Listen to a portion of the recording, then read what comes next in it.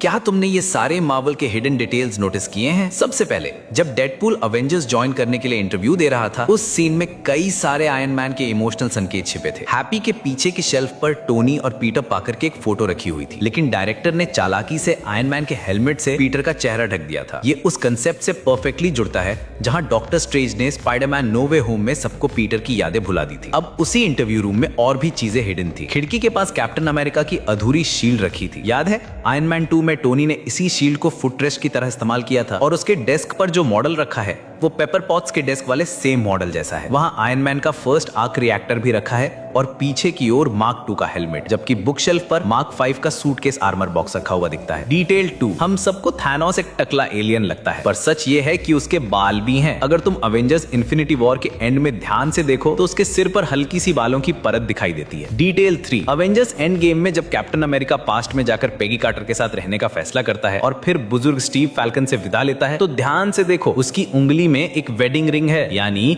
उसने सच में पेगी से शादी की थी। Detail 4, Avengers as of Ultron में जब आयरन मैन ने हल्क बस्टर सूट से एक इमारत गिराई थी तो उसने सीधा ब्लास्ट नहीं किया था, उसने पहले 4 मिसाइल से इमारत के अलग अलग स्ट्रक्चरल पॉइंट्स को निशाना बनाया ताकि बिल्डिंग वर्टिकली कोलैप्स हो और आसपास किसी को चोट ना लगे। कियोस्क के बीच भी टोनी का दिमाग सुपर कैलकुलेटेड तरीके से काम कर रहा था। सच में he is a genius billionaire Playboy. Detail 5, अब बात करते हैं कैप्टन अमेरिका की स्ट्रेंथ की। लोग हमेशा कंफ्यूज रहते हैं कि उसकी ताकत आखिर कितनी है। कभी वो हेलीकॉप्टर खींच लेता है, कभी थैनोस के घुंसे झेल लेता है और कभी बिल्कुल पावरलेस लगता है। इसी वजह से उसे लोग 50-50 गाय भी कहते हैं, मतलब कभी टॉप लेवल, कभी एवरेज ह्यूमन स्ट्रेंथ। लेकिन अगर तुमने सिविल वॉर ध्यान से देखा तो वहां जब आयरन मैन ने फ्राइडे से कहा था कि एनालाइज हिज फाइटिंग पैटर्न, उस वक्त एक डेटा दिखाई देता है। उसमें स्टीव की सबसे ताकतवर पंच की फोर्स थी 1346 न्यूटन, यानी करीब 274 किलो का इंपैक्ट। यही वजह है कि वो प्लेन को हाथों से पकड़ पाता है। मार्वल के ये छोटे छोटे डिटेल सच में साबित करते हैं, अगर ध्यान से देखो तो हर फ्रेम में एक हिडन स्टोरी होती है।